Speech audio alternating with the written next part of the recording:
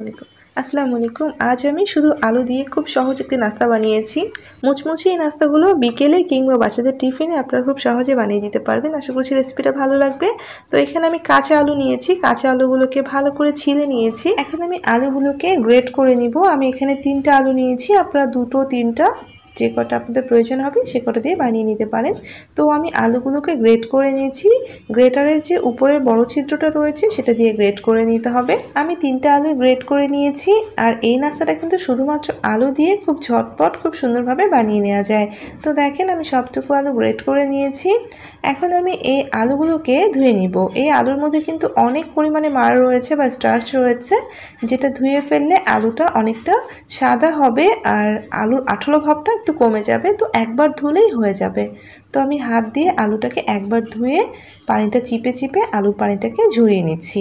একটু চিপে এক্সট্রা পানিটুকু ফেলে দিয়ে আমি বাটির মধ্যে উঠিয়ে নিচ্ছি। একদম চিপে ফেলে পানি শুকিয়ে ফেলতে হবে এমন না, জাস্ট পানিটা চিপে উঠিয়ে নিয়েছি আর ওই পানিটা আমি ফেলে দিলাম। দেখেন এখন কিন্তু আলুগুলো বেশ সাদা হয়েছে আর একটু ঝরঝরে হয়েছে, আলুর আঠালো ভাবটা একটু কমে গিয়েছে। তো চুলায় আমি প্যান বসিয়ে দিয়েছি, তার মধ্যে আমি তেল দিয়ে দিয়েছি অল্প করে। তারপর এর মধ্যে পেঁয়াজ কুচি দিলাম আর পেঁয়াজ কুচিটাকে আমি হালকা একটু ভেজে নিব। হালকা একটু ভেজে নেওয়ার পরে এর মধ্যে দিয়ে দিচ্ছি রসুন বাটা। এখানে আমি আধা চা চামচ রসুন বাটা দিয়েছি। এখানে সব মশলাই খুব অল্প করে দিতে হবে, তাই আমি রসুন বাটাটাও খুব অল্প দিয়েছি। আর পেঁয়াজের সাথে রসুনটাকে আমি এখন কিছুক্ষণ ভেজে নিব, কারণ রসুনটা ভাজা হলে পেঁয়াজ আর রসুনের খুব সুন্দর একটা স্মেল ছড়িয়ে পড়বে। তবে পেঁয়াজ আর রসুন ভেজে একদম লালচে করে ফেলা যাবে না। যখনই খুব সুন্দর একটা স্মেল ছড়িয়ে পড়বে, অর্থাৎ কাঁচা গন্ধটা একদমই চলে যাবে, সেই পর্যায়ে আমি আবারও সামান্য একটু আদা বাটা দিয়েছি। আর আদা বাটা দেওয়ার পর একটু নেড়ে চেড়ে ভেজে নেব। এটা আর বেশি সময় ভাজতে হবে না। এখন আমি এখানে সামান্য একটু ধনিয়ার গুঁড়া, সামান্য একটু জিরার গুঁড়া, সামান্য একটু লবণ, মানে লবণটা স্বাদ মতো দিয়ে নেবেন, সামান্য একটু হলুদ গুঁড়া আর খুবই সামান্য পরিমাণে আমি লাল মরিচের গুঁড়া দিচ্ছি। এখন এই সব কিছুকে একটু নেড়ে চেড়ে ভেজে নিচ্ছি। তারপর এর মধ্যে আমি দিয়ে দিচ্ছি কাঁচামরিচ কুচি। কাঁচামরিচ কুচিটা দেওয়ার পরে নেড়ে চেড়ে একটু ভেজে নিচ্ছি। তারপর আলুগুলোকে দিয়ে দিলাম। এখন এই আলুটা দেওয়ার পরে আমি বেশ কিছুক্ষণ আলুগুলোকে এভাবে ভেজে নিব। যখন আলুটা মশলার সাথে খুব ভালোভাবে মিশে যাবে আর আলু থেকে এক্সট্রা পানিটা একদম শুকিয়ে যাবে, সেই পর্যায়ে আমি আলুটাকে 5 মিনিটের জন্য ঢেকে দিব। এখন আমি আলুর মধ্যে কিছুটা ধনেপাতা কুচি দিচ্ছি। এখানে কিন্তু কোনো ধরনের পানি দেওয়া যাবে না। ধনেপাতাটাকে আমি ভালোভাবে একটু মিক্সড করে দিচ্ছি। আলুটা জাস্ট 5 মিনিটের জন্য ঢেকে দিব, এর বেশি সময় না, দরকার হলে 3-4 মিনিট। এটা খুব বেশি সিদ্ধ করে ফেলতে হবে না। তো আমি 3-4 মিনিট 5 মিনিটের মতো রেখেছিলাম, খুব বেশি সময় রাখিনি। তো ঢাকনাটা খুলে এখন আমি নামিয়ে নিব। দেখেন আলুর মধ্যে কিন্তু এক্সট্রা কোনো পানি নেই, আলুটা একটু শুকনো শুকনো হয়েছে আর এভাবে নামিয়ে নিতে হবে। আমি নামিয়ে নিচ্ছি। আর আমি এদিকে একটা বাটির মধ্যে 1 কাপ নিয়েছি ময়দা, আপনারা চাইলে আটা ময়দা যে কোনো একটা নিতে পারেন। তারপর এর মধ্যে আমি দিয়ে দিচ্ছি লবণ, অবশ্যই স্বাদ মতো দিবেন, অল্প পরিমাণে দিয়েছি। 1 টেবিল চামচ তেল দিয়ে দিলাম। এখন এই সব কিছুকে ভালোভাবে ময়ান দিয়ে নিচ্ছি। হাত দিয়ে ঘষে ঘষে তেলটা ময়দার সাথে ঘষে ঘষে খুব ভালোভাবে মিশিয়ে নিতে হবে। আর এখানে আপনি আটা বা ময়দা যে কোনো একটা দিয়ে নাস্তাটা বানিয়ে নিতে পারেন। খুব ভালো করে তেলটা ময়দার সাথে মিশিয়ে নিচ্ছি। এই ময়ানটা ভালোভাবে দিবেন যাতে তেলের কোনো দলাভাব ময়দার মধ্যে না থাকে। যখন খুব ভালো করে মিশে যাবে তারপর আমি অল্প অল্প করে পানি দিয়ে একটু শক্ত খামির বানিয়ে নিচ্ছি। খুব বেশি শক্ত না আবার খুব বেশি নরম না, তবে একটু শক্ত করে খামিরটাকে বানিয়ে নিতে হবে।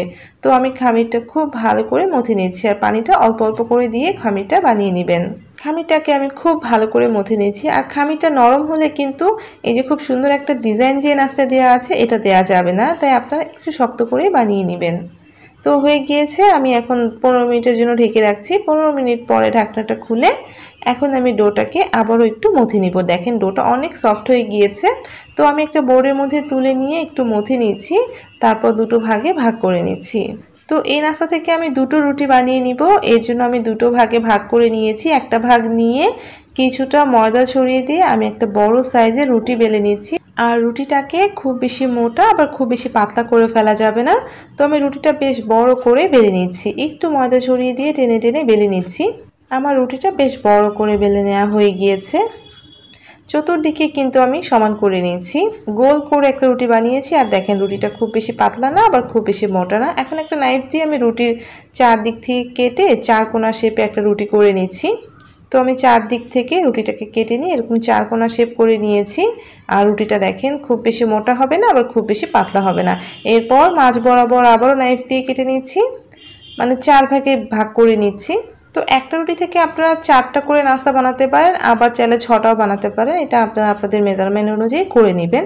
তো আমি এরকম একটা পিস নিয়েছি, তার মধ্যে আলুর পুরটা দিয়ে দিলাম, একদম মাঝে দিতে হবে। আর খুব বেশি আলুর পুর দিবেন না, তাহলে কিন্তু ডিজাইনটা দিতে কষ্ট হবে। এখন আমি সাইড দিয়ে কিছুটা পানি লাগিয়ে দিয়েছি, চারদিকে কিন্তু পানিটা লাগিয়ে দিতে হবে। তারপর দেখেন আমি কিভাবে ফোল্ড করে নিচ্ছি, একটু চেপে দিবেন ভিতরের দিকে, তাহলে কিন্তু শেপটা সুন্দর হবে। দেখেন আমি খুব সুন্দর করে রোল করেছি, তারপরও এভাবে ভাঁজটাকে সমান করে দিয়ে নিলাম। তো এভাবে ভাঁজটা লাগিয়ে দিয়েছি, এগুলো কিন্তু আর খুলে যাবে না। আর শেষের দিকেও কিন্তু হাত দিয়ে এভাবে মুড়ে দিতে হবে। আমি যেহেতু পানি দিয়েছি চতুর্দিকে, এটা কিন্তু কোনোভাবেই খুলে যাবে না। তো এভাবে চাপ দেওয়ার পরে একটা কাঁটা চামচ দিয়ে আমি এভাবে একটু ডিজাইন করে নিচ্ছি। এটা কিন্তু দেখতে বেশ সুন্দর হয়, দেখতে পাচ্ছেন কতটা সুন্দর লাগছে। এভাবেই আমি সবগুলো নাস্তা বানিয়ে নিব। আপনাদেরকে আমি আবারও একটা দেখিয়ে দিচ্ছি, আবারও সাইড দিয়ে পানি লাগিয়ে দিচ্ছি। অবশ্যই পানিটা লাগিয়ে নেবেন, এতে করে নাস্তাগুলো কোনোভাবে খুলে যাবে না। তারপর এই যে এভাবে একটু চাপ দিয়ে সবজিটা ভিতরের দিকে দিয়ে খুব ভালো করে চেপে চেপে এভাবে রোল করে নিচ্ছি। শেষের দিকে এভাবে একটু সমান করে চেপে দিয়ে তারপর মুখগুলোকে বন্ধ করে দিচ্ছি। মুখগুলোকে হাত দিয়ে এভাবে চেপে বন্ধ করে দিবেন। তারপর কাঁটা চামচ দিয়ে এভাবে ডিজাইন করে দিচ্ছি। তো এই নাস্তাগুলো দেখতেও অনেক বেশি সুন্দর হয়, খেতেও অনেক মজা। খুবই অল্প কিছু উপকরণ দিয়ে আপনারা খুব সহজে বানিয়ে নিতে পারেন। আর এই নাস্তাগুলো কিন্তু বাচ্চারাও খেতে অনেক পছন্দ করবে। আর বিকেলের নাস্তায় ঝটপট বানিয়ে নিতে পারবেন, অনেক বেশি মচমচে হয়ে থাকে। তো আমি সেমভাবেই কিন্তু সবগুলো বানিয়ে নিয়েছি। আর এগুলো একসাথে সব বানিয়ে নেওয়ার পরে আমি এখন চুলায় চলে যাচ্ছি। আর চুলায় আমি এরকম একটা স্টিমার বসিয়ে দিয়েছি, রাইস কুকারে। আপনারা যে কোনো স্টিমারে এগুলো এভাবে ভাপিয়ে নিতে পারেন। তো আমি একটু তেল ব্রাশ করে এক এক করে সবগুলো নাস্তা দিয়ে দিয়েছি। তারপর আমি জাস্ট 5 মিনিটের জন্য ঢেকে দিচ্ছি। 5 মিনিটের বেশি না, জাস্ট 5 মিনিট ভাপে বসিয়ে রেখেছিলাম। আর 5 মিনিট পরে কিন্তু এগুলোকে নামিয়ে নিতে হবে, এর বেশি সময় ধরে এগুলোকে ভাপানো যাবে না।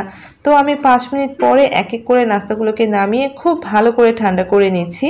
আর এই ফাঁকে একটা ডিম নিয়েছি, ডিমের মধ্যে 1 চিমটি লবণ দিয়েছি। আপনারা চাইলে এখানে 1 চিমটি গোলমরিচের গুঁড়াও দিতে পারেন, আমি আর কিছু দিইনি। ডিমটাকে ভালোভাবে ফেটিয়ে নিয়েছি, অবশ্যই ভালোভাবে ফেটিয়ে নেবেন। তারপর এই যে নাস্তাগুলো দেখেন খুব ভালোভাবে ঠান্ডা হয়ে গিয়েছে। তো এখন আমি এর থেকে একটা করে নিয়ে ডিমের গোলায় ডুবিয়ে এখন সুন্দরভাবে ভেজে নিব। তো ডিমের গোলায় ডুবিয়ে এক্সট্রা ডিমটা ঝরিয়ে ফেলে তারপর আপনারা তেলের মধ্যে দিয়ে দিবেন। আর অবশ্যই চুলার আঁচটা মিডিয়ামে রাখতে হবে, খুব জোরে কিন্তু এগুলো ভেজে নেওয়া যাবে না, যেহেতু উপরে ডিমের কোট রয়েছে। চুলার আঁচটাকে মিডিয়ামে রেখে আমি সবগুলো নাস্তা ভেজে নিচ্ছি। আর এক এক করে দিয়ে একটু পরপর এগুলোকে উল্টে পাল্টে দিচ্ছি। তো চুলার আঁচটা মিডিয়ামে রেখে যখন দেখবেন যে নাস্তাগুলো এরকম ফুলকো হয়েছে আর কালারগুলো এরকম সুন্দর হয়েছে, তখন এগুলো তুলে নিতে হবে। আবার অনেক বেশি লালচে হবে না এগুলো। যখন এরকম সুন্দর একটা কালার চলে আসবে তখনই নাস্তাগুলোকে নামিয়ে নিতে হবে। তো আমি এভাবে সবগুলো নাস্তা ভেজে তুলে নিচ্ছি। খুব অল্প উপকরণ দিয়ে আপনারা এই মচমচে ইউনিক নাস্তাটা খুব সহজে বানিয়ে নিতে পারেন। বানানো খুব সহজ, খেতে অনেক মজা, দেখতে সুন্দর। আশা করছি সবারই অনেক ভালো লাগবে। তো রেসিপিটা ভালো লাগলে প্লিজ রেসিপিটাতে লাইক দিতে ভুলবেন না। আর এমন আরও রেসিপি পাওয়ার জন্য প্লিজ চ্যানেলটা সাবস্ক্রাইব করে আমার সাথেই থাকবেন। সবাই সাবধানে থাকবেন, ভালো থাকবেন। আল্লাহ হাফিজ।